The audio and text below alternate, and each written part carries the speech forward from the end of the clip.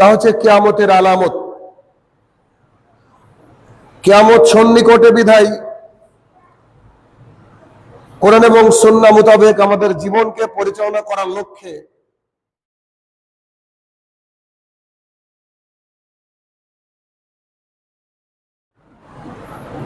আলহামদুলিল্লাহ ওয়াহদা والصلاة والسلام على من لا نبي بعده أما بعد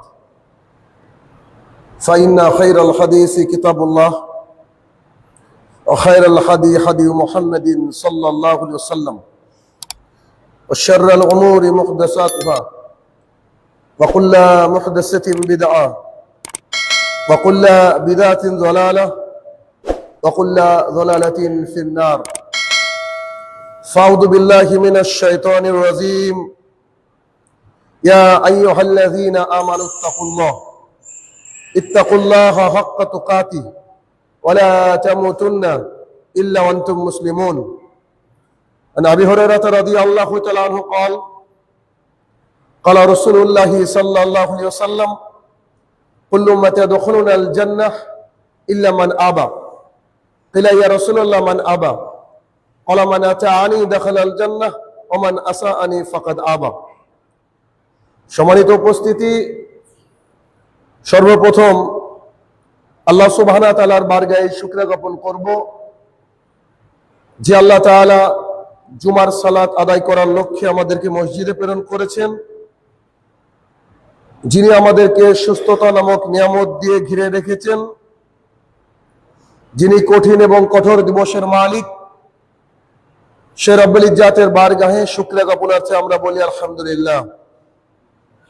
অতঃপর সমগ্র মানব জাতির শিক্ষক, সমগ্র মানব জাতির পথ প্রদর্শক মুহাম্মদুর রাসূলুল্লাহ সাল্লাল্লাহু আলাইহি সাল্লামের উপর শতকোটি সালাত ও সালাম বর্ষিত হোক, আমরা বলি আল্লাহুম্মা আমিন। আমাদের ধারাবাহিকভাবে আলোচনার বিষয়, যেটা বেশ কিছু জুমা যাবত আমরা করে আসছি, তা হচ্ছে কিয়ামতের আলামত। কিয়ামত সন্নিকটে বিধায় কোরআন এবং সুন্নাহ মোতাবেক আমাদের জীবনকে পরিচালনা করার লক্ষ্যে আল্লাহ সুবহানাহু ওয়া তাআলার যে বাণী, যা মুহাম্মদ সাল্লাল্লাহু আলাইহি সাল্লামের মুখ দিয়ে উচ্চারিত হয়েছে, সেই কোরআন এবং সুন্নাহ শুনে আমরা আমাদের জীবনকে পরিচালনা করার চেষ্টা করার লক্ষ্যে যে ধারাবাহিক আলোচনা পর্ব কিয়ামতের আলামত, তার আজকে 11তম পর্ব, অর্থাৎ 10তম পর্ব পর্যন্ত আমরা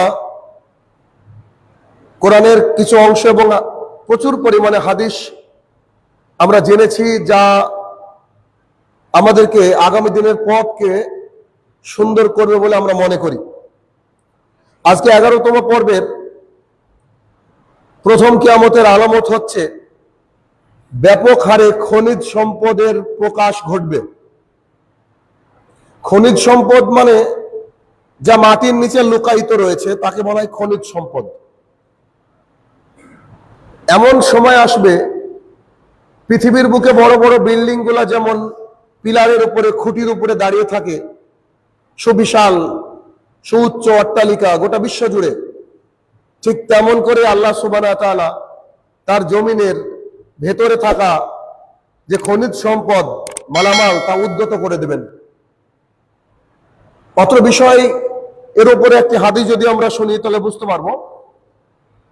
আবু হুরায়রা রাদিয়াল্লাহু তাআলা আনহু বলেন, রাসূল সাল্লাল্লাহু আলাইহি সাল্লাম বলেছেন, ভূপৃষ্ঠ রাজকীয় প্রসাদের সুবিশাল, মানে ভূপৃষ্ঠ বলতে গেলে আমাদের জমিন, রাজকীয় যে প্রসাদ মানে অনেক বড় বড় প্রাসাদ, যেগুলো আমাদের বাড়ি নরমাল বাড়ি, কিন্তু প্রাসাদ বলতে গেলে অনেক বড় বড় যেগুলো, সেই প্রাসাদ যেমন সুবিন্যস্ত সুবিশাল, এরকম স্তম্ভের ন্যায় বড় বড় প্রাসাদের ন্যায়, হতে পারে বুর্জ খলিফা, হতে পারে হাজারদুয়ারি বা রাজাদের প্যালেস, এরকম সোনার উপর সব ভান্ডার উন্মোচিত হবে। অর্থাৎ এই ভূপৃষ্ঠ জমিন একদিন বিশাল বড় বড় অট্টালিকার মতো একেবারে সম্পদকে উদ্গত করে দিবে, বের করে দিবে। যখন এরকম করে সোনা রূপা মণি মুক্তার প্রাসাদ সম রাস্তার ধারে পড়ে থাকবে, যার দাম মিলিয়ন ট্রিলিয়ন ট্রিলিয়ন ডলার, এই সম্পদ যখন জমি বের করে দিবে, ঠিক এমত অবস্থায় একজন খুনি যে খুন করেছে রাস্তার পাশ দিয়ে যাবে আর এই সম্পদ দেখবে আর বলবে, আমি তো এর জন্যই খুন করেছিলাম, এই সম্পদের জন্যই আমি খুন করেছিলাম। আত্মীয়তার সম্পদ মানে যারা আত্মীয়তার বন্ধন ছিন্নকারী, তারা এই সম্পদকে দেখবে আর বলবে, আমি তো এই সম্পদের জন্যই আত্মীয়তার বন্ধন ছিন্ন করেছিলাম। চোর যখন রাস্তা দিয়ে যাবে তখন চোর বলবে, আমি তো এই সম্পদের জন্যই চুরি করেছিলাম, বিধায় আমার হাতকে কেটে দেওয়া হয়েছে।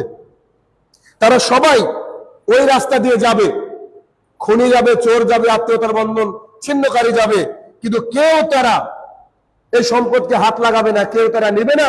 শুধু পরস্পর এভাবে বলতে বলতে তারা রাস্তার পাশ দিয়ে চলে যাবে। মুসলিম শরীফ হাদিস নম্বর 2388, 2388 নম্বর হাদিস। অত্র হাদিস থেকে বোঝা গেল যে কিয়ামতের আগে আল্লাহ সুবহানাহু ওয়া তাআলার নির্দেশে এই জমিন থেকে প্রাসাদ সম, বিশাল বিশাল অট্টালিকা সম সব সম্পদ সমূহকে আল্লাহ সুবহানাহু ওয়া তাআলা বের করে দিবেন।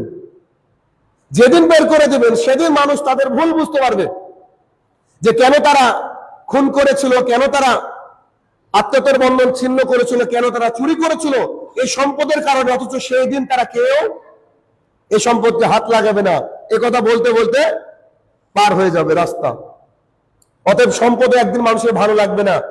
মানুষ যদি মানে বুঝতে পারে যে এই দিন যে আমাকে পরপারে চলে যেতে হবে, আমাকে হক পথে চলতে হবে, আমাকে সঠিক দিন ইসলামকে মানতে হবে, কারোর মধ্যে যদি এই রিয়েলাইজেশন, এই বুদ্ধিমত্তা চলে আসে, তার কাছে দুনিয়ার সম্পদটাকে খুব বেশি মূল্যবান বলে মনে হবে না।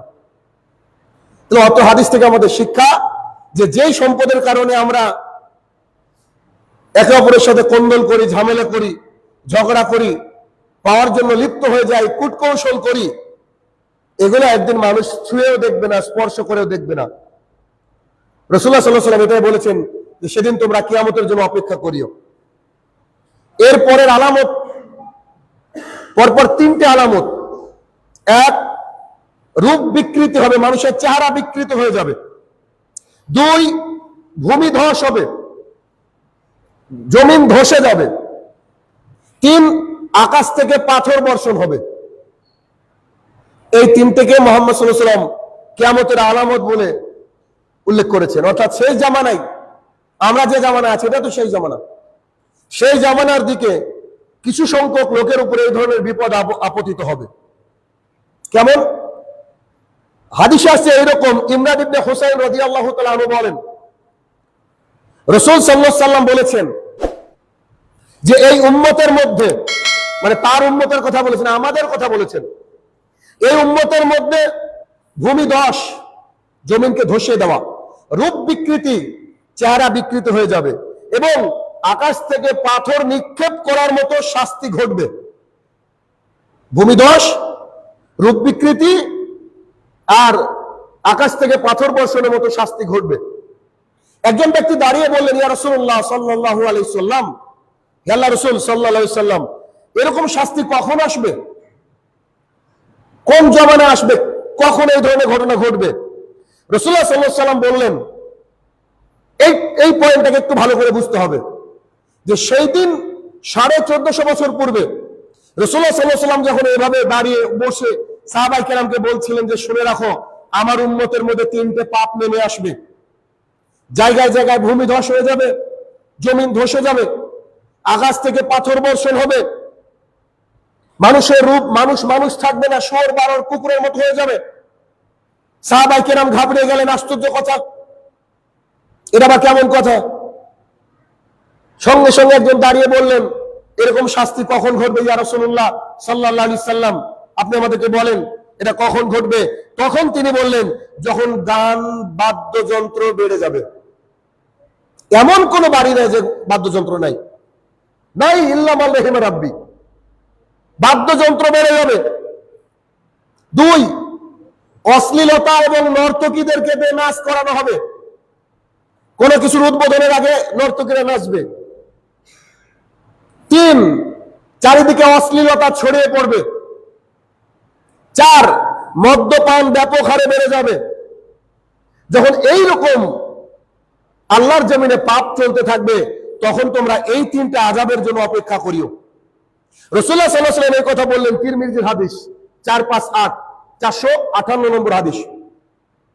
তাহলে অত্র হাদিস কত বড় ভয়ঙ্কর, কত বড় কঠিন হাদিস, যে আকাশ থেকে পাথর বর্ষণ হবে, মানুষের চেহারা বিকৃত হয়ে যাবে। মানুষের নাকের উপরে যদি একটা ফোড়া ওঠে, সে তার নাকটাকে ঢেকে বেড়ায়, দেখাতে চায় না। গালের উপরে যদি কিছু পিম্পল হয়, তার জন্য লক্ষ টাকা খরচ করে যে কি করে এটা সারবে, জনসম্মুখে যেতে চায় না। মানুষ তার চেহারাকে এত ভালোবাসে, অথচ অশ্লীলতা, গান বাজনা, মদ পান বেড়ে গেলে সে নাকি কুকুরের মতো হয়ে যাবে, শুয়োরের মতো হয়ে যাবে, বানরের মতো হয়ে যাবে। অথচ আমরা মানুষ একবারও কল্পনাও করতে পারি না, ভাবিও না যে আমরা এই জামানায় বসবাস করছি। আর যে জামানার ভয়ঙ্কর দৃশ্য শুনে সাহাবায়ে কেরাম চত্বর করে কেঁপেছিলেন, যে এমনও জামানা আসবে যে মানুষ নাকি কুকুর বানরের মতো হয়ে যাবে, আকাশ থেকে নাকি পাথর চলে আসবে। সামান্য বৃষ্টির ফোঁটা যদি গায়ের উপরে পড়ে, তো মনে হয় যে শরীর ফুটে হয়ে যাবে, যে সে আল্লাহ সুবহানাহু ওয়া তাআলা পাথর বর্ষণ করতে পারেন। তাহলে গান বাজনা প্রতিদিন আমরা না চাইলেও শুনতে হয়। কাকে আপনি মানা করতে যাবেন, কাকে নিষেধ করবেন? যাকে নিষেধ করবে সে আপনার আমার উপরে চড়া হবে। পরিস্থিতি কত ভয়াবহ, আপনি না শুনলেও আপনাকে শুনতে হবে। মদ্যপানের অবস্থা তো আরো ভয়ঙ্কর। নেশাদার দ্রব্য এত সয়লাভ হয়ে গেছে, আশ্চর্য। এই এই এই জামানার কথাই মুহাম্মদ সাল্লাল্লাহু আলাইহি ওয়াসাল্লাম বলেছেন। ইদানিং সোশ্যাল মিডিয়ায় চোখ রাখলে দেখা যাচ্ছে অনেক মানুষের চেহারা কিন্তু বিকৃত হচ্ছে। ছোট্ট বাচ্চা হচ্ছে, মনে বয়স হচ্ছে 70-80 বছরের মতো, চুল থেকে মানে মায়ের পেট থেকে বেরোচ্ছে। একটা বাচ্চা তার শুধুমাত্র একটা চোখ কপালে আল্লাহ সুবহানাহু ওয়া তাআলা দিয়ে পাঠাচ্ছে। এগুলো আমাদেরকে বুঝতে হবে যে কত ভয়ঙ্কর দিন আমাদের জন্য আসতে চলেছে। আয়েশা রাদিয়াল্লাহু তাআলা আনহা বলেন, রাসূলুল্লাহ সাল্লাল্লাহু আলাইহি ওয়াসাল্লাম বলেছেন, শেষ জামানায়, শেষ জামানা মানে এটা ভাবেন না যে অনেক দূর বাকি আছে, আমাদের জামানার কথা বলছেন। শেষ জামানায় তোমার উম্মতের মধ্যে ভূমিধস দেখা যাবে, মানে জমি ধসে পড়বে, রূপ বিকৃতি হবে, আকাশ থেকে পাথর বর্ষণ হবে, এরকম শাস্তি আপতিত হবে। তো তিনি বলেন যে, মানে ওই মুহূর্তে বলা হলো তাকে, আমাদের আয়েশা রাদিয়াল্লাহু তাআলা বলছেন, আচ্ছা ঠিক আছে, ওই জামানায় তো কিছু ভালো মানুষও থাকবে, সৎ মানুষও থাকবে, সবাই যে খারাপ মানুষ এমনটা তো নয়, কিছু সৎ মানুষও থাকবে, তারাও কি ধ্বংস হয়ে যাবে? রাসূলুল্লাহ সাল্লাল্লাহু আলাইহি ওয়াসাল্লাম বললেন, অপরাধ যখন সীমা ছাড়িয়ে যাবে, তখন আল্লাহ সুবহানাহু ওয়া তাআলা ধ্বংস করে দেবেন। অপরাধ যখন সীমা ছাড়িয়ে যাবে। তিরমিজির হাদিস 2185 নম্বর হাদিস। অত্র হাদিসে আম্মাজান আয়েশা রাদিয়াল্লাহু তাআলা বর্ণনা করলেন একই রকম হাদিস, কিন্তু এখানে একটু ভয়ঙ্কর কথা আছে। সেটা কি? যে ভালো মানুষও থাকবে, ঈমানদার মানুষ থাকবে, পরেশগার মানুষ থাকবে, কিন্তু তখন যদি এরকম আকাশ থেকে পাথর বর্ষণ হয়, ভূমিধস হয়, তাদের কি হবে? তো তারাও ধ্বংসপ্রাপ্ত হবে। কেন? অসহায় আমরা। আমার বাড়ির পাশে গান বাজছে, আমার বলার অধিকার নেই। আমার বাড়ির পাশে মেয়েটা বেহাপনা করছে, আমার বলার অধিকার নেই। আমার বাড়ির পাশে মানুষ মদ পান করছে, আমার বলার অধিকার নেই। তা আমার বলার অধিকার নেই, তা আল্লাহ যখন পাথর পাঠাবে, আমার বাড়িকে বাদ দিয়ে পাঠাবে নাকি? সমাজ যখন নষ্ট হয়ে যাবে, তখন তো আমাদের কোনো কাজ নাই, আমরা তো পশুর মতো হয়ে যাব। তাহলে পরিস্থিতি কত ভয়াবহ চিন্তা করেন। এই জন্য বলে যে, মানে যখন পাপ সমাজে ব্যাপক হারে বেড়ে যাবে, তখন যখন আযাব আসবে, সে আযাবে কাউকে ছাড়বে না। ইতিপূর্বে বোধহয় একটা হাদিস বলেছিলাম, যখন আল্লাহ সুবহানাহু ওয়া তাআলা কওমে সামুদ, কওমে আদ, কওমে লূতের কোন এক কওমকে আল্লাহ সুবহানাহু ওয়া তাআলা যখন বিকট আওয়াজ দিয়ে তার জাতিকে ধ্বংস করে দিচ্ছিলেন, ওই এলাকার একজন ব্যক্তি ছিল মক্কায়। ওই এলাকার একজন ব্যক্তি, মক্কা তো হারাম, তার মধ্যে মানুষ নিরাপদ। সেই ব্যক্তি সংবাদ পেয়ে ভাবলো যে আমি তো বেঁচে গেলাম, আমার আর অসুবিধা হয়নি, অসুবিধা হবে না। সেই ব্যক্তি যখন মক্কার হারামের মধ্য থেকে বেরিয়ে আসলো, সঙ্গে সঙ্গে সেই আযাব তাকে পাকড়াও করলো। অর্থাৎ পাপ যখন করবে মানুষ, তখন আল্লাহ সুবহানাহু ওয়া তাআলা কাউকে ছাড় দেবেন না। কি ভয়ঙ্কর পরিস্থিতি একবার চিন্তা করেন। তাহলে এই অবস্থা যদি আমাদের উপরে ঘটে বা আমাদের উপরে আসে, তাহলে কি মানে পরিস্থিতি হবে? যদি আর একটা খোলা হাদিস আছে, স্পষ্ট যে এই অবস্থা কার কার উপরে হতে পারে বা কেমন হতে পারে সে বিষয়ে একটা কথা। নাফে রাদিয়াল্লাহু তাআলা আনহু বলেন, নাফে রাদিয়াল্লাহু তাআলা আনহু থেকে বর্ণিত, তিনি বলছেন একবার আমরা আব্দুল্লাহ ইবনে উমর রাদিয়াল্লাহু তাআলা উমর রাদিয়াল্লাহু তাআলার সন্তান আব্দুল্লাহ ইবনে উমর রাদিয়াল্লাহু তাআলার কাছে বসেছিলাম, বসে গল্প করছিলাম। ঠিক এমন অবস্থায় এক ব্যক্তি এসে বলছেন যে শাম দেশের একজন ব্যক্তি, মানে একজনের নাম নিয়ে বলছে, শামের একজন ব্যক্তির নাম নিয়ে বলছে আপনাকে সালাম জানিয়েছি। নাফে রাদিয়াল্লাহু তাআলা বলছেন আমরা আব্দুল্লাহ ইবনে উমর রাদিয়াল্লাহু তাআলার সাথে বসেছিলাম, একজন ব্যক্তি এসে আমাদেরকে বলছেন শাম দেশের অমুক ব্যক্তি আপনাকে সালাম পাঠিয়েছে। আব্দুল্লাহ ইবনে উমর রাদিয়াল্লাহু তাআলা বলছে আচ্ছা শুনেছি। তারপরে বলছে হ্যাঁ কি বিষয়? তো বলছে সে নাকি একটা নতুন প্রথা আবিষ্কার করেছে, সে একটা নতুন প্রথা আবিষ্কার করেছে। হাদিসটা ভালো করে শুনবেন। যদি তাই হয়, আব্দুল্লাহ ইবনে উমর রাদিয়াল্লাহু তাআলা বলছেন শুনেছি সে নাকি একটা ইসলামের মধ্যে নতুন একটা প্রথা আবিষ্কার করেছে। তখন বলছে যদি তাই হয় তো তাকে গিয়ে আমার সালাম দিও না। সে যে আমাকে সালাম দিয়েছে যে আমি ওয়ালাইকুম সালাম বলবো, এটা তাকে দিও না। কেননা তিনি নিজের কথা বলছেন না, কেননা নবী করিম সাল্লাল্লাহু আলাইহি সাল্লামকে বলতে শুনেছি বিদাতি, যারা বিদাত করে অর্থাৎ ধর্মের নামে নতুন কিছু বানায়, বিদাত করে, আর নাস্তিক, এক হচ্ছে বিদাতি, দুই হচ্ছে নাস্তিক, আর তাকদীরের প্রতি অবিশ্বাসকারী, ভাগ্য টাগ্য কিছু নাই এমন অনেক মানুষ বলে। এই তিন প্রকার ব্যক্তির উপরে আল্লাহ সুবহানাহু ওয়া তাআলা পাঠাবেন ভূমিধস আর পাথর বর্ষণের মতো ভয়াবহ পাপ। আগের হাদিস কিন্তু আছে যে এই তিনটে কাজ করলে, চারটে কাজ করলে আল্লাহ পাঠাবেন, কিন্তু এরা আরেকটা হাদিস। বিদআত যারা করে, যারা নাস্তিক, আর যারা তাকদীরের প্রতি বিশ্বাস রাখে না, এটা বড় ক্ষতি হয়ে গেল। আমরা আল্লাহকে গালি দিয়ে বসলো না, এটা তাকদীরে ছিল, আল্লাহর কাছে পানা চাইতে হবে। তাহলে বিদআত যারা নতুন কিছু আবিষ্কার করে, এটা তাদের জন্য। মুসনাদ আহমদের হাদিস 6208, মানে 6208 নম্বর হাদিস। তার মানে এটা কি, যদি কেউ নতুন কিছু আবিষ্কার করে, সাহাবায়ে কেরাম তার সাথে সালাম পর্যন্ত দেয়নি। এই বছর আমাদের সরকারপাড়া মসজিদে শিক্ষক দিবস পালন হয়েছে,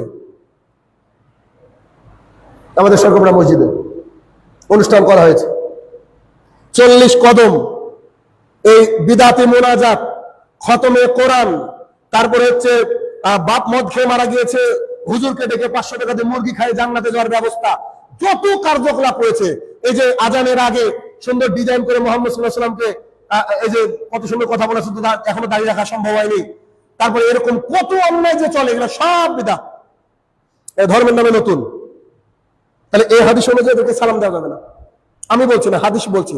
দেখেন, ভালো মুহাদ্দিসকে জিজ্ঞাসা করেন, কিছু করার নেই। মানে বিদআত যে এত ঘৃণিত কেন? আচ্ছা, এত ঘৃণিত কেন? আমি আমার ছাত্রকে বললাম যে আমি যেটা বলে দেবো এটা ফাইনাল, এর বাইরে যাওয়া যাবে না। আমার ছাত্র পণ্ডিত অতিমাত্রায় পণ্ডিত হয়ে বলছে যে না এটা তো হবে না, এটা হবে। তার মানে আমি আমার সেই ছাত্রকে দেখতে পারবো, এটা স্বাভাবিক। এটা তো মাস্টার আর ছাত্রের উদাহরণ গেল। পৃথিবীর সবচেয়ে শ্রেষ্ঠ মানুষ, যাকে আল্লাহ শ্রেষ্ঠত্ব দিয়ে পাঠিয়েছেন, যাকে আল্লাহ ইলমের ভান্ডার করে পাঠিয়েছেন, যার কথার মধ্যে কোন রকমের মিথ্যাবাদিতা নেই, যিনি সবচেয়ে সত্যবাদী মানুষ, যিনি সমস্ত মানুষের মধ্যে শ্রেষ্ঠ, যিনি নবীদের সর্দার, যিনি প্রথম জান্নাতে প্রবেশ করবেন, যিনি প্রথম কথা বলবেন আল্লাহ সুবহানাহু ওয়া তাআলার সাথে, যিনার জন্যই আল্লাহ সুবহানাহু ওয়া তাআলা মানে নবুয়তের আখের শেষ করে দিয়েছেন, আর কিয়ামত পর্যন্ত কোনো বিধান আসবে না, যিনি শুধু মানুষ নয় জিনেরও নবী, সেই মুহাম্মদ সাল্লাল্লাহু আলাইহি ওয়াসাল্লাম যে কথা বলেছেন সেটার উপরে আপনি আমি যদি পাণ্ডিত্য জাহির করি, এটা কার সহ্য নেবে? এটা তো সহ্য নেওয়ার কথাই না। ধর্মের নামে কেউ যদি নতুন কোনো কিছু বানায়, এটার নাম হচ্ছে বিদআত। বলেন আজ থেকে 15 বছর আগে সরকারপাড়া ঈদে মিলাদুন নবী পালন হতো। কার বাবার ক্ষমতা আছে উল্লেখ করে বলুক যে রাস্তা রাস্তা জৈলুস বের করতো? জন্ম তো আমাদের এই গ্রামে। এখন এমন মাত্রায় শুরু হয়েছে, মনে হচ্ছে এটা ফরজ, প্রত্যেক বছর পালন করতে হবে, ফরজ হয়ে গেছে। ছোট ছোট বাচ্চাদেরকে সকালবেলায় বের করে দিয়েছে। এটা হচ্ছে বিদআত, ধর্মের নামে নতুন কিছু আমি বলছি না, খোঁজ নিয়ে দেখেন আবু হানিফা রাহমাতুল্লাহ বলেছে। তাহলে এই যে এখানে বলা হলো যে তাদের উপরে কি আসবে, ভূমিধস আসবে, তাদের উপরে পাথর বর্ষণ হবে। তো তারা তো আমার বাড়ির পাশে কি করবো, পাথর তো আমার বাড়িতে লাগবে, কিছু করার নেই, ভয়াবহ পরিস্থিতি। বলেন দিন রাত বলি, সবই তো শুনে সবই তো বুঝে, কিন্তু পরিবর্তন হয় না কেন? অন্তত হয় পরিবর্তন হবে, না হলে এসে বলবে তুমি কি উল্টো পাল্টা বকো, কিছু তো একটা বলবে, কথা তো শোনার চেষ্টা করবে, তাও তো শুনে না, একবার আল্লাহ মোহর মেরে দিয়েছে কানে। পরিস্থিতি কত ভয়াবহ। তাহলে কি, এরা হচ্ছে সেই অভিশপ্ত জাতি যাদের উপর আল্লাহ তাআলা ভূমিধস করে দেবে, যাদেরকে পাথর মেরে ধ্বংস করে দেবে। এরপরে আলামত, ভারী বৃষ্টি হবে যা প্লাবন সৃষ্টি করে দেবে। এই হাদিসটা সকালবেলা আমি দেখছিলাম, হাদিস দেখে আমার মাথা খারাপ, যদিও পড়া হাদিস, তারপরেও কিছু কিছু হাদিস আছে যেগুলো মাথা ঘুরিয়ে দেয়। দেখেন তো, একটা মানুষ সারা জীবন সঞ্চয় করে, কষ্ট করে, তিল তিল করে একটা বাড়ি তৈরি করে, নিজের মনের মতো একটা বাড়ি তৈরি করে, আর সেই বাড়ি যদি কোনো কারণে, ধরেন আমি সুন্দর করে একটা বাড়ি তৈরি করলাম, কালকে নদী ভাঙা শুরু হলো, 3 থেকে 4 চাপ পড়লে তো আমার বাড়ি শেষ। তাহলে আমার এতদিনের তিল তিল করে লাখ লাখ টাকা খরচ করে বাড়ি করা, নিশ্চয় আমার কষ্ট লাগবে। স্বাভাবিক কথা, এটা স্বাভাবিক। হাদিস শুনেন, আবু হুরায়রা রাদিয়াল্লাহু তাআলা আনহু বলেন, রাসূল সাল্লাল্লাহু আলাইহি সাল্লাম বলেছেন, ততক্ষণ পর্যন্ত কিয়ামত সংগঠিত হবে না, মানে ততক্ষণ অবধি কিয়ামত সংগঠিত হবে না যতক্ষণ না আকাশ থেকে এমন বৃষ্টি হচ্ছে, এমন বৃষ্টি হচ্ছে, এই বৃষ্টির কারণে এত বন্যা সৃষ্টি হবে যে যার কারণে পাথরের নির্মিত বাড়িও ধ্বংস হয়ে যাবে। আকাশ থেকে এত বৃষ্টি হবে, এত বৃষ্টি হবে, যে কারণে বন্যা হবে, ওই বন্যায় কি হবে, পাথরের তৈরি বাড়িও ধ্বংস হয়ে যাবে, শুধুমাত্র থেকে যাবে যেগুলা পশম দিয়ে তৈরি তাঁবুর বাড়ি। পশম দিয়ে তৈরি তাঁবুর বাড়িটা টিকে থাকবে এই সময়। আর বড় বড় অট্টালিকা কি হয়ে যাবে, ধ্বংস হয়ে যাবে। এত বৃষ্টি হবে, এত বৃষ্টি হবে, একটু খেয়াল করে দেখেন, আজ থেকে 20 বছর আগের অবস্থা আর এখনকার অবস্থা দেখেন, চারিদিকে এত বন্যা হচ্ছে, এত বন্যা। দুবাই দেখেন, আপনার দিল্লি দেখেন, এদিকে মালদার ভূতনি বলে একটা এরিয়া আছে, ওই এলাকায় মানুষের অবস্থা খুব ভয়াবহ। এত বন্যা হয়, এত বন্যা, এখন পর্যন্ত বন্যা আর নদীর ভাঙন, মানে ভালো বড় বাড়িঘর সব ধ্বংস হয়ে যাচ্ছে। আপনার আমার বাড়িঘর ধ্বংস হয়ে যাবে কিসে, বন্যাতে। কারণ যদি পানি থাকতে থাকে তাহলে আস্তে আস্তে বেসমেন্ট গুলা ধসে যাবে, পানির স্তর গুলা নিচে খুলে যাবে, মাটির স্তর খুলে যাবে, অটোমেটিকলি বাড়ি ধ্বংস হয়ে চলে যাবে। এটা হাদিস কোথাকার, মুসনাদ আহমদের হাদিস 7554 7554 নম্বর হাদিস। এটা হাদিস বলছি, এটা আমার আপনার কথা নয়। তাহলে এই যদি পরিস্থিতি হয়, তাহলে কত ভয়াবহ পরিস্থিতির সামনে আমাদের জন্য ওয়েট করছে। এবার চিন্তা করেন এর পরের হাদিস, এই পরের অংশ শোনেন। এরপরে হচ্ছে উর্বর শক্তিহীন বৃষ্টি হবে। উর্বর শক্তিহীন বৃষ্টি মানে আকাশ থেকে প্রচুর পরিমাণে বৃষ্টি হবে, কিন্তু সেই বৃষ্টিতে ফসল হবে না।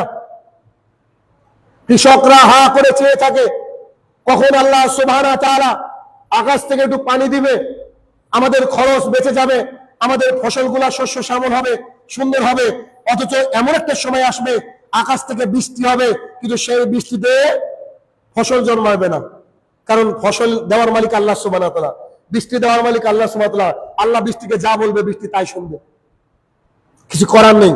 হাদিস শুনেন, মুহাম্মদ সাল্লাল্লাহু আলাইহি ওয়াসাল্লামের 10 বছরের খাদেম আনাস রাদিয়াল্লাহু তাআলা আনহু তিনি বর্ণনা করেন, নবী করিম সাল্লাল্লাহু আলাইহি ওয়াসাল্লাম বলেছেন, কিয়ামতের আগে আকাশ থেকে অনবরত বৃষ্টি হবে, প্রচুর বৃষ্টি হবে, অনবরত বৃষ্টি হবে, মানে কন্টিনিউয়াসলি বৃষ্টি হবে, কিন্তু এর মাধ্যমে কোনো ফসল উৎপন্ন হবে না।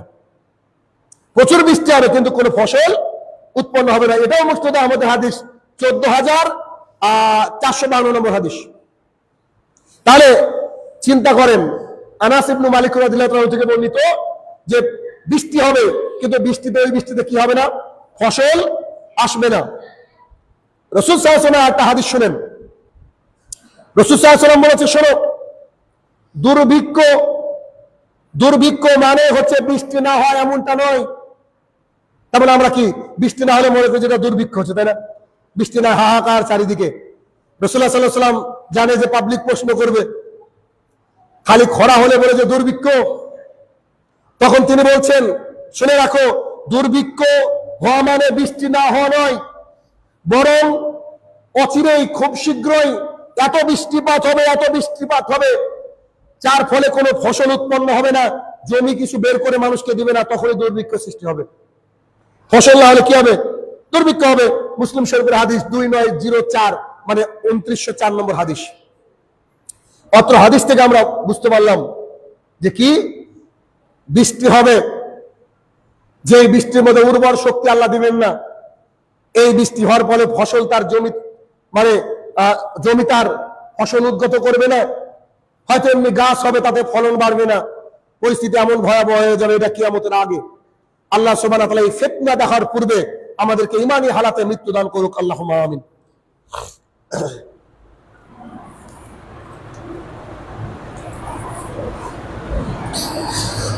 আলহামদুলিল্লাহ ওয়াহদাহ ওয়াসসালাতু ওয়াসসালামু আলা মান লা নাবিয়্যা বা'দাহু, আম্মা বা'দ। আলোচনা হচ্ছে কিয়ামতের আলামত পর্ব 11। আমরা একটু একটু করে কিয়ামতের আলামতের কিছু অংশ শুনে আসছি। আজকে 11তম পর্বের দু একটা হাদিস আপনাদের সামনে পেশ করার চেষ্টা করব, যে হাদিসগুলা শুনে আমলে নেওয়ার চেষ্টা করতে হবে। কেননা পৃথিবীর বুকে আমরা কতদিন আছি এটা কেউ আমরা বলতে পারবো না, যার ফলে আমাদেরকে হাদিসকে শুনে তার উপরে আমল করার চেষ্টা করতে হবে। এর পরের আলামত হচ্ছে সর্বগ্রাসী ফিতনা। সব দিক থেকে ফিতনা নেমে আসবে। এমন যে আলামতগুলো আপনাদের সামনে এই পর্যন্ত আলোচনা করা হয়েছে, প্রায় 90-এর উপর আলামত আলোচনা করেছেন এই কয়েক সপ্তাহ যাবত। 90-এর উপর আলামতের সব আলামতগুলা খেয়াল করে দেখবেন, যেগুলো ঘটে চলেছে প্রতিনিয়ত। তো এরকম আরো কিছু আলামতের আরেকটা আলামত হচ্ছে সর্বগ্রাসী ফিতনা, মানে চারিদিক থেকে ফিতনা চলে আসবে। কেমন? আব্দুল্লাহ ইবনে আমর রাদিয়াল্লাহু তাআলা আনহু বলেন, রাসূল সাল্লাল্লাহু আলাইহি ওয়াসাল্লাম বলেছেন, এমন ভয়াবহ ফিতনা সৃষ্টি হবে, এত কঠিন ফিতনা সৃষ্টি হবে, যা পুরো আরব বিশ্বে ছড়িয়ে পড়বে। আরবের কথা বলা হয়েছে, আরব বিশ্বে ছড়িয়ে পড়বে। এই ফিতনার সময় সকলেই যারা মারা যাবে এই ফিতনার সময়, তারা সবাই জাহান্নামে যাবে। এমন ফিতনা আসবে সমগ্র আরব জুড়ে ছড়িয়ে পড়বে। এই ফিতনা যারা মারা যাবে তারা সবাই জাহান্নামী। মুখের কথার ধার হবে তখন মানুষের তরোয়ালের ধারের চেয়ে কঠিন। মুখের কথার ধার হবে মানুষের কাছে তখন কি? তরোয়ালের ধারের চেয়ে কঠিন। অনেক অনেক কিতাবে হাদিস আছে, তার মধ্যে মুসনাদ আহমদে রয়েছে 6980, 6980 নম্বর হাদিস। আবু দাউদে রয়েছে 4267 নম্বর হাদিস, আর তিরমিজিতে রয়েছে 2176 নম্বর হাদিস। আরবের ফিতনার কথা বলা হয়েছে, যেই ফিতনায় সবাই মারা যাবে, আর যারা মারা যাবে তারা কি হবে? জাহান্নামে যাবে। আচ্ছা, এখন উলামায়ে দ্বীন এটাকে ব্যাখ্যা করছে। তারা ব্যাখ্যা করছেন এইভাবে, সবাই মারা যাবে মানে কি? সবাই জাহান্নামে যাবে মানে কি? তার মানে তারা দুনিয়ার বিষয় নিয়ে লড়াই করবে, দিনের জন্য নয়। দুনিয়ার বিষয় নিয়ে লড়াই করবে। আর দুনিয়ার বিষয় নিয়ে যখন লড়াই করবে, তখন দুনিয়া দুনিয়া করতে করতে যখন মানুষ মারা যাবে, তার থাকার জায়গা জাহান্নাম। এই জন্য আল্লাহর জমিনে একটা জিনিস এখান থেকে বুঝে নিতে হবে, আপনি যদি কোনো ইনকাম করেন, এই ইনকামটাও ইসলামাইজ করার চেষ্টা করতে হবে। কেমন? আপনার উদ্দেশ্য কি? হালাল ইনকাম করব, এটা একটা ইসলাম করা, মানে ইনকামকে ইসলামাইজ করার একটা ধাপ। 2, আমি হারাম ইনকামকে ত্যাগ করব, হালাল ইনকাম করে আমার সংসার চালাবো। 2 নম্বর, আমি যে ইনকাম করব, এই ইনকামের মাধ্যমে আমাকে ইসলামকে প্রতিষ্ঠা করার চেষ্টা করতে হবে। ধরেন আমি ইংরেজি পড়াই, আমার এমন কোন ক্লাস নেই যে আমি 2-1টা হাদিস বলি না। হিন্দুও পড়ে আমার কাছে, খ্রিস্টানও পড়ে, আমি হাদিস বলার চেষ্টা করি। কেন? যে হাদিসের মাধ্যমে তাদেরকে বোঝানোর চেষ্টা করি। আমি ধরেন পড়াচ্ছি টেন্স, একটা ছাত্রকে। আমি শুরুতে বলছি যে মানে খাব্বাব ইবনুল আরাত রাদিয়াল্লাহু তাআলা আনহু বলেন যে আমি মুহাম্মদ সাল্লাল্লাহু আলাইহি ওয়াসাল্লামকে খুঁজতে লাগলাম। খুঁজতে গিয়ে দেখছি তিনি কাবার ছায়াতে ঘুমিয়ে আছেন। তা আমি তাকে গিয়ে বললাম, আল্লাহ রাসূল সাল্লাল্লাহু আলাইহি সাল্লাম, এই কাফেররা যে অত্যাচার সহ্য করেছে আমরা সহ্য করতে পারছি না, আপনি আপনারা একটু কিছু ব্যবস্থা করেন, আমাদেরও তো ক্ষমতা আছে, আমরা তো যুদ্ধ করতে পারি, কতদিন এই কষ্ট সহ্য করব। তখন রাসূল সাল্লাল্লাহু আলাইহি ওয়াসাল্লামের মুখটা লাল হয়ে গেল। তো তিনি আমাদেরকে বললেন, তোমাদের পূর্বে এমন রাজা বাদশা ছিল যারা মানুষকে ধরে আনতে আর বলতো তুমি কি এক আল্লাহতে বিশ্বাস করো, তো তারা যদি বলতো হ্যাঁ করি, তো তাদেরকে লোহার চিরুনি দিয়ে তাদের দেহের গোশতগুলাকে তুলে নেওয়া হতো আর তাদের হাড়গুলাকে খালি ছেড়ে দেওয়া হতো। তোমাদের উপরে কি ওই কষ্ট আছে? খাব্বাব ইবনে আরাত রাদিয়াল্লাহু আনহু বলছে, না না না, এই কষ্ট নাই। তখন তিনি সিদ্ধান্ত নিলেন, আমি রাসূল সাল্লাল্লাহু আলাইহি ওয়াসাল্লামকে এই কথা আর জিজ্ঞাসা করব না, যতই কষ্ট হোক আল্লাহর উপরে তাওয়াক্কুল রাখবো। আমি হাদিসটাকে পেশ করে বলছি যে যখন খাব্বাব ইবনে আরাত রাদিয়াল্লাহু আনহু মুহাম্মদ সাল্লাল্লাহু আলাইহি ওয়াসাল্লামকে জিজ্ঞাসা করছিলেন, খুঁজছিলেন, এটা যে প্রেজেন্ট টেন্স, বর্তমান কাল। আর রাসূল সাল্লাল্লাহু আলাইহি ওয়াসাল্লাম যখন আগের জামানার বাদশার কথা বললেন, এটা যে পাস্ট টেন্স। আর তিনি সিদ্ধান্ত নিলেন এই কথা তিনি বলবেন, এটা যে ফিউচার টেন্স। কেন? কারণ আমি তার মধ্যে একটা হাদিস অন্তত শোনাতে পারলাম। আমার সামনে কে থাকে দ্যাট ডাজন্ট ম্যাটার, কিন্তু আমাকে আল্লাহ সন্তুষ্টির জন্য কাজ করতে হবে। এই জন্য নিজের কাজকে কি করতে হবে? আপনি আমি যদি কোথাও যুদ্ধক্ষেত্রে যাই, গনিমত আপনি এমনি পাবেন যুদ্ধ থেকে, কিন্তু আপনাকে টার্গেট করতে হবে যে কি আমি আল্লাহর জন্য লড়ছি। ধরেন এই নামাজ পড়তে আসাকে কেউ যদি মনে করে ব্যায়াম করতে যাচ্ছি, তাহলে নামাজের নেকি পাবে না। ওই ব্যক্তি যদি মনে করে যে নামাজের মাধ্যমে কি হয়, ব্যায়ামও হয় এবং নেকি হয়, কিন্তু আমার উদ্দেশ্য থাকবে কি নেকি, তাহলে নেকিও পেয়ে গেল, ব্যায়ামও পেয়ে গেল। মানে আমার ইনকামটাকে ইসলামাইজ করার চেষ্টা করতে হবে, ব্যাস। তাহলে এরপরে আলামত কি? মুসলমানদের সাহায্যে গাছ এবং পাথর কথা বলবে। দেখেন আল্লাহ তাআলা কত বড় নিয়ামত দিয়ে রেখেছেন যে মুসলমানদেরকে সাহায্য করবে কে? গাছ এবং পাথর। আর আজকে আমরা মুসলমান হয়ে মুসলমানদের শত্রু। গাছ এবং পাথর মুসলমানদেরকে সাহায্য করবে যখন ইহুদিদের সাথে যুদ্ধ হবে। ব্যাপারটা কেমন শুনেন। আব্দুল্লাহ ইবনে ওমর রাদিয়াল্লাহু তাআলা আনহু বলেন, রাসূল সাল্লাল্লাহু আলাইহি ওয়াসাল্লাম বলেছেন, ইহুদিদের সাথে তোমাদের ভয়ঙ্কর যুদ্ধ হবে, বিশাল যুদ্ধ হবে, সে যুদ্ধে তোমরা বিজয় লাভ করবা। দেখেন তাহলে টেনশন কিসের? মুসলমানরা বিজয় লাভ করবে। হাদিসকে যদি হাদিসের মতো মনে করেন তো টেনশনের কোনো কারণ নেই। তো বলছে যে শোনো, মুসলমানরা এমন ভাবে জিতবে যে মুসলমানদেরকে দেখেই ভয়ে ইহুদিরা পালিয়ে যাবে, খ্রিস্টানরা পালিয়ে যাবে।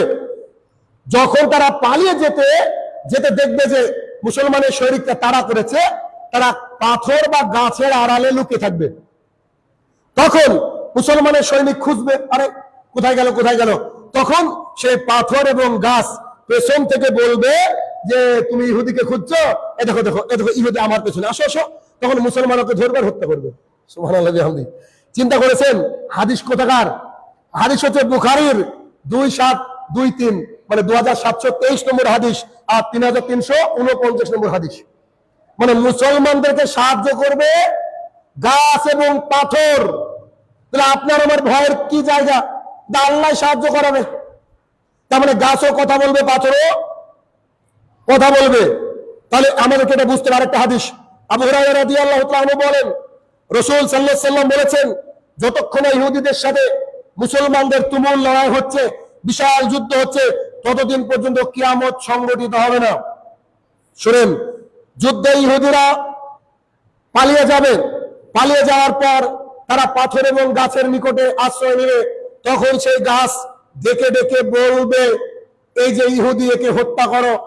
কিন্তু গারকাব বলে একটা গাছ আছে, এই গাছটা ইহুদিদের গাছ। আল্লাহ রাসূল সাল্লাল্লাহু আলাইহি ওয়াসাল্লাম বললেন, এই হাদিসটা মুসলিম শরীফের হাদিস 7523 নম্বর হাদিস। এখানে একটা মজার বিষয় দেখেন, আমাদের চেয়ে ইহুদি খ্রিস্টানরা বেশি কোরআন পড়ে, হাদিস পড়ে। কেন? দেখবেন যতগুলা ব্যাংকিং সিস্টেম সব ইহুদিদের, যতগুলা ব্যাংকিং সিস্টেম সুদের কারবার সব ইহুদি খ্রিস্টানের। কেন?